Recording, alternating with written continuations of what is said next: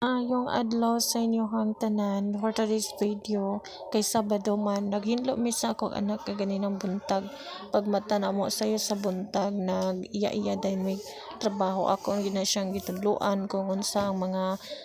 lihokon mga hinloon dire sa amoang gamay kaayo nga payag dihang dapita siya ko ang gipatrapos sa log kay mata na mo kini amo ang salog magsingot siya gumikan sa banig paman may bed din he so naa pa mi sa sahog matug mauna nga mag singot ang salog. Oo, unya ako po diring dapita kamuloog panilhig sa pika side no tinabangay mi basta gali ingon ani walay klase ako siyang tudluan para pud nga makahibaw siya nga mohinlo or magtrabaho sa balay ba pagmata kung unsa gyud angay unang buhaton para pud taon dili siya magdako nga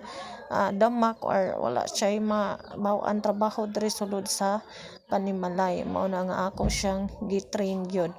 paningkamutan ako nga bisan sa kang sitwasyon matrain siya sa trabahoon sulod sa mga balay samtang ako sa daning kamot pud diri og lihok-lihok bisan pa man og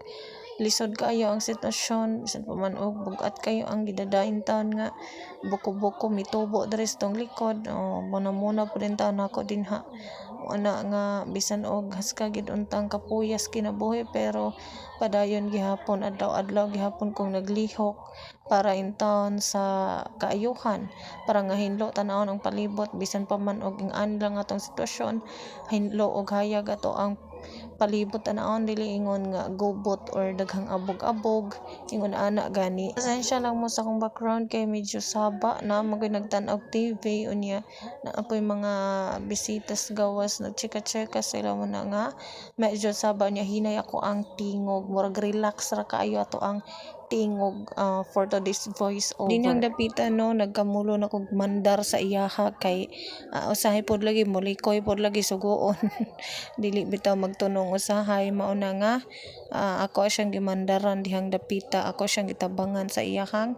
trabaho basta galingon ani no nga kanang magtudlo ko saya sa mga buluhaton saba gid kay ming duha kay usahay manggod kay unahon niya ang duwa ba mao na nga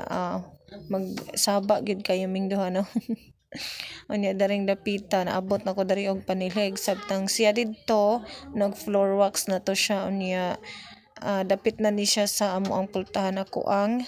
gisilhigan ambot oy basta kay bisan gamay kayong abog akong makitaan dili ko ganahan gusto na ko silhigon jud dayon mo na nga busy gid ko kada adlaw hininloay kay di ko ganahan ay abog akong makitaan sa kilid-kilid unya daring dapita ipaablihan ako sa iya kay naa pay daghang abog nga silhiganan no man siya silhig ning dapita pero akong gipausban kay nakita na ko nga naa pay mga nahabilin gagmay nga mga abog-abog sa kilid wa niya natarungan og silhig mao na nga akong gipabalikan og silhig sa iyaha kay gusto na ko kanawang wa na gyud kayo makita bisag usa ka buok abog or usa ka buok momho diha dapita mao na nga ako ang gipasilhigan gyud sa iyaha og balik samtang ako sa dining dapita nagpilo ko kay nangabungkag maligi ni mga sinina kay wa man taon mi butanganan sa mga sinina as ka pang bungkaga gubot tan-awon lagi kay wala pa gyud mi saktong butanganan sa mga sinina kay wa pa ko makapalit kay wa pay budget